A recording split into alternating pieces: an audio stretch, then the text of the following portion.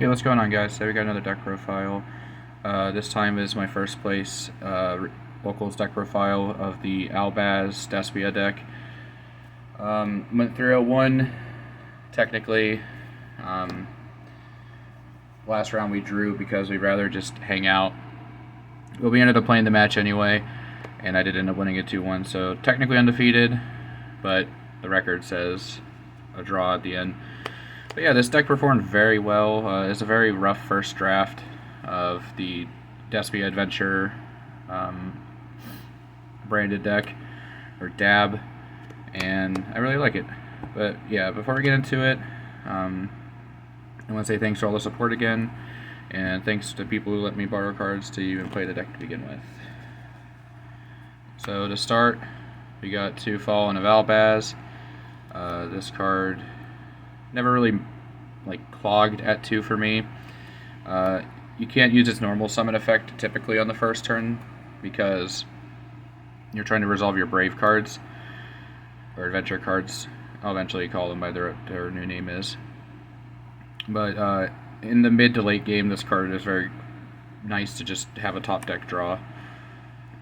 So yeah, we got 2 Fallen of Albaz, 3 Despia Tragedy, 2 Aluber, and Ad Libitum for the Despias. We're playing Brave, so we can't play 3 Aluber effectively unless you wanted to shave down on the Brave engine, which is not something I wanted to do. I wanted to maximize them because at worst they're baiting the cards for your Despia cards to resolve, or your other branded cards. So I felt like this ratio is really good. The 3rd Tragedy is insane. It's better than playing like an extra Ad Libitum, and it's better than playing Dramaturge because at least Despian Tragedy can reset your other branded spells and traps, and it gives you a little bit of a grind game. So yeah, this monster lineup for the branded cards was perfect. I wouldn't change it. At least in this particular build. If I change the deck up around a little bit, then I would obviously. For the others, we got 3 branded fusion, 3 branded opening, and because we're not playing the edge build, we got 3 branded in red. These are all pretty good for me. No real complaints on this engine at all. I did clog a few times with Brandon in red, but I felt like having the 3rd was really important just for the grind game, and it was important for the grind game. It let me basically use them like 4 to 5 times with Tragedy. So yeah, I'm glad I played those. I will say in the future I would like to test the Despia field spell, because it did come up like once or twice where I could have used it, but it never cost me any games. It's just like it would have been a convenience factor. We decided to play the Fusion Destiny engine. You know, this is pretty self-explanatory. Fusion Destiny DPE is pretty good. I never actually drew Fusion Destiny, but I made DPE by sending these individually as materials for the Albaz fusions, and then using Albion to banish these and summon DPE. So it was pretty cool. But yeah, I never actually drew Fusion Destiny, but you still make DPE, which is kind of cracked. Like I said, we're playing Adventurers, so 3 Enchantress, the Foolish for her, so we got 4 copies, 3 Rite of Artemis here, and then the 3 bricks. So this engine honestly didn't conflict with me as much as I thought it was initially going to, and I'm really glad, because it really just baited out the 1 to 2 hand traps in my opponent's hands every time. It made it so the rest of my cards would resolve. Plus, even just opening a Fateful Adventure plus Branded Fusion is really good if they don't have a specific point of interaction. Specifically like Ash, because you could just obviously Ash the Branded Fusion before that, but if their interaction is Bell, you could chain block it with Adventure, and it's really good. And if you're putting them on Ogre, then you could put Adventurous Chainlink 1 and Lubellion Chainlink 2, and a lot of people don't read the fact that you can use materials from the grave for Lubellion. including the extra deck monster. He doesn't have to like stick on the field to resolve, so they'll just waste the Ghost Ogre on that, and you still get your free search. All in all, this was a perfect engine. I will say, going forward, I'll probably end up cutting Enchantress and Armaseer down to 2 each, just to help with conflictions, and trim the count. The count is currently 45, and it really only bricked once, like actual bricked, and it was in the finals. I drew 2 Ash, 2 Ogre, and a Bell, and then my top deck was Armaseer, and I lost game 1 because of that. But then the deck panned out perfectly past that. Hand traps, 3 Ash, 3 Bell, 3 Veiler, and 2 Ogre. So we'll talk a little bit about the hand traps. Starting with Ogre. I feel like this is just weaker right now, and in all honesty, I kind of wish I played a different hand trap. The idea was I was going to play these 2 over it, the Ghost Mourners, but I didn't really test Mourner enough to know if I was going to like it. It's kind of like at the in-between between Imperm and Veiler, where you can still draw this as your 6th card, and it'll be fine, but this can be chain blocked, which is something I don't enjoy about it. But I thought originally I was just going to be playing these instead of the Ogres, but without actually testing how important this would have been in the matchups I would have been playing against, I decided to play Ogre for the failsafe. It also just catches Brave. So not much to be said about those other than that. Then we got the triple Veiler. I picked these over the Imperm because I didn't want to draw these off Chimera, or I didn't want to draw Imperm off Chimera and be unable to use it. You can at least use these. It does kind of suck for whenever you're playing like the Mirror or a Scythe deck, and then you just can't use these anyway. But you're kind of hoping, like, with the Scythe, you could play on your opponent's turn, so it's not that big of a deal. But with, like, other cards like the Mirror, like Rebellions and Mirror Jades, you know, this card's kind of subpar. So yeah, it was a little bit of an interesting debate. I ultimately ended on Veiler because it's also just a light that I can use as a fusion material, which never came up, but I'd rather have the extra security. The 3 Bells, just again for mirror match, is also just kind of uniquely good at my locals. A lot of just like Rogue and Despia, or not even Despia, just Albaz variants running around. And then the Ash is kind of like the most generic hand trap. It catches the fusion. It can catch most important things that matter. Like if you could just like open 1 or 2 of these hand traps and then you open Branded Fusion, you pretty much win that game. And Ash is just the best way to help mitigate, because it can also just like lower the efficiency of the combos, and if they don't have a way to chain block, or they don't chain block Chimera for some reason, you could just like Ash the Chimera and you'll win that. So yeah, that's the hand trap lineup. And then the other power cards, we got Called By and 2 Triple Tactics Talents. I wanted to play 3 Called Bys. Obviously I can't do that. And I didn't want to play Crossout Designator, so I decided to play Triple Tax. It actually worked once, but because I only ever drew it once. But the idea is like you're getting hand trapped in like every matchup, and even if you don't get hand trapped in every matchup, like the deck's just like Mirror Jade on your main phase. You know, you could just like activate Mirror Jade, or to take their Mirror Jade and then like fuse with it, or you can use this on taking cards out of their hands after they like hit some bait card. Like there's a lot of just easy baits, especially with the Adventure Engine, and then you just like take the other hand trap out of their hand, then you could actually just play. So yeah, these in theory are beautiful. I never drew Called By, but no, I did actually draw Called By once against the finals. So that was one time, and obviously it worked beautifully. And then Talents, the one time I drew it, worked beautifully.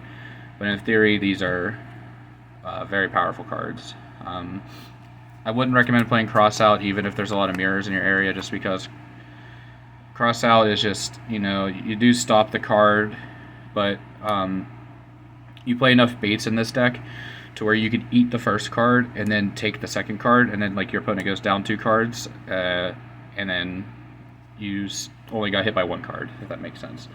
Obviously it's cracked if you have like the Called By and then talents. But that's Christmas Land. That's it for the main. For the extra, we got the 3 tokens to bluff Auroradon. To start, we got 2 Mirror Jade. This card is absolutely insane. There are people playing 1 of this card, and I can understand the reasoning behind it, but I felt like in the grind game, you need just 2 of these, along with 2 Lubellions, which is also something I see people sometimes play at 1. Like, they'll play one of these 2. You really just want to play 2 of each. Your grind game gets detrimentally worse for each copy you cut. And the deck, while I can OTK, also has an insanely strong grind game because of all the resource recursion. And then the final one of these cards is the obvious Albions. Yeah, like, you know, you got to match Albions and Mirror Jades at minimum. So if you're playing 2, play 2. You're playing 1, probably still play 2. And then this card gets better in the grind game when you start putting him back as well with Lubellion. So, yeah. The 6 worked out. I never missed more copies, and I only never made the second one of this. Like, I made 2 of each of the other ones at least once. So, yeah. Glad I played them. Next is 2 Chimera. Originally, I was trying to convince myself you could play 1 of this. But you really can't. Like, the first one is usually just like a weak sauce card. Like, you kind of just like, boom, you blow the board of like 1 card, draw 2, or vice versa, and reset Mirror Jade. But like, so many decks are so resilient to that type of like advantage that you could still have to keep playing. If you can force out enough with like their hand traps on your turn and still end your board with Mirror Jade with the Brandon and Red set off this, you're golden. And you should probably win that match, or that game at minimum. Chimera is insane. You have to play 2. If you can't afford to, and you're looking for a more budget build, then yeah, you could cut the Chimera. But if you have the money to dump on the Haliburs and the adventure stuff, then you should definitely be playing 2 Chimera. For the Despia fusions, we got 2 Masquerade and a Quertus. I don't know if I'm pronouncing that right. I never actually made any of these monsters because Chimera Mirror Jade was just good enough. Like, if you don't have to activate Mirror Jade's effect to set the Brandon in red because you drew it or you searched it with Alibur, then you can use Mirror Jade first, banish something, force a negate or droplet, and then tag it out, summon the Chimera, reset the Mirror Jade, and then you got 2 banishes and 2 pops. So most of the time that was just good enough to end the game.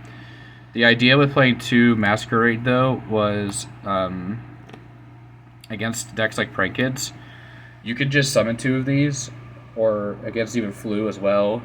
You summon 2 of these, your opponent can't play. It requires too many cards for them to keep going, and that was the idea. I never played against either of those decks, so I didn't get to test that theory. But yeah, Masquerade was there for that. I in the future, I will cut this for a Link Spider, because I didn't end up playing Link Spider because I forgot to play it, if we're going to be honest, and I couldn't find mine at the time. Turns out I traded it off. But, you know, it should be a Link Spider, so if you're watching this and actually listening, cut the second Masquerade for Link Spider. The Predaplant, you can actually just make this card. It's just a free Omni negate, or a free monster negate, which in the grind matters. It's also kind of beefy, which is nice. I believe it makes the attack 0. No, that's the wrong one. Okay, so yeah, this one just makes level 1, which doesn't truly matter, but there are some matchups where you can like cheese out of it. Like, you could just like, in a Virtual World Hulk deck or a Sword Soul deck, you could just like make the token, the card that made the token, like level 1, like for example like Long Yuan, because you can't negate Long Yuan. You make it level 1, now they have like a 4 and a 1 and they can't do anything with it. DPE, he's DPE. A lot of people are playing Dragoon in this deck. As you could tell, I wasn't, because I wasn't playing the Light Hex Sealed. I just didn't want to play more cards that lost a bell in a combo that lost a bell harder than the normal combo. Because at least with DPE, it gives you a fallback where you could just like draw Fusion Destiny hypothetically after you get bailed and have this, and you can pop off.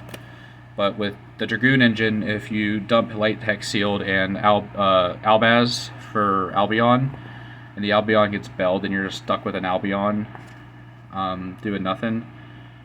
But if you dump the Belion in the dark, and Albaz and Tragedy, you at least got something out of this, like with Tragedy, even though you got to discard a card, but you at least got follow-up, including maybe an Aliber if you didn't draw the Adventure Engine.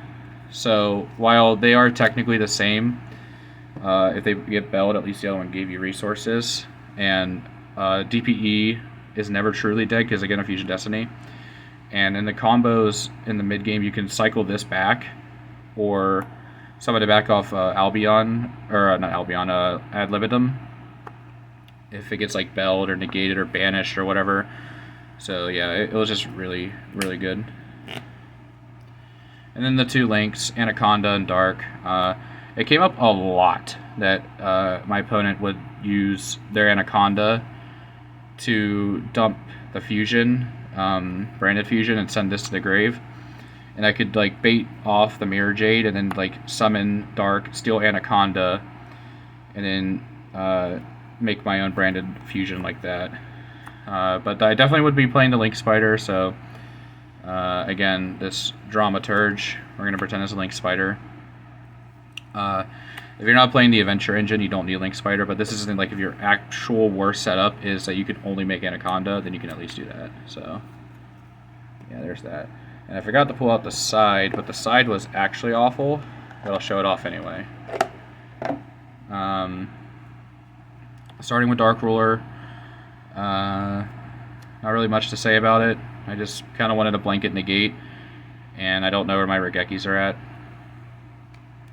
3 Super Poly for the Mirror. I'm not playing the Weather Washer for Prank Kids because I feel like this deck's just got a really good Prank Kid matchup anyway because of Masquerade. So I was just worried about, you know, being able to steal stuff. It's really cool that you can steal things like DPE as well and stuff for your Predaplant. 3 Twin. This is the OTK against Fluonderies. You just Twin Twister in their your draw phase after they set the trap in the map, and you're just like, they're done. They're honest. 3 Evenly Matched, again for trap decks and Flu and other rogue decks. I wouldn't even consider Flu rogue at this point, but you know what I mean. The card's insane. Definitely better Lightning Storm. And then 3 Judgment. My only going first card, because if you can stick your board with Brandon and Red, Guardian Chimera, and you just like flip this, you should win the game. There was some debate between another friend of mine if I should be playing No Material in the side or things like Token Collector. But the reason I didn't play like Token Collector and stuff is because the only people I know who play Sword Soul or like the how combo decks weren't playing them today, or I guess yesterday as of recording. And then I just wanted a good enough catch-all as my sleeve broke. Neat. Anyway, that's it for the profile. The deck is an insane amount of fun if you can realistically afford it. I know it's a very expensive deck. There are plenty of ways to play this new fusion spell without sinking all this money into it, and I'll be uploading ways to play that as well. I have one being tested currently. I just got to get the physical cards to test it in paper, but I've been playing it online. I've actually been kind of enjoying it a little bit more than this particular version. But yeah, thanks for watching. Remember to comment, rate, subscribe, and let me know what you think the best Despia or Albaz strategy is. And I'll catch you next time. Thanks for watching. Peace, YouTube.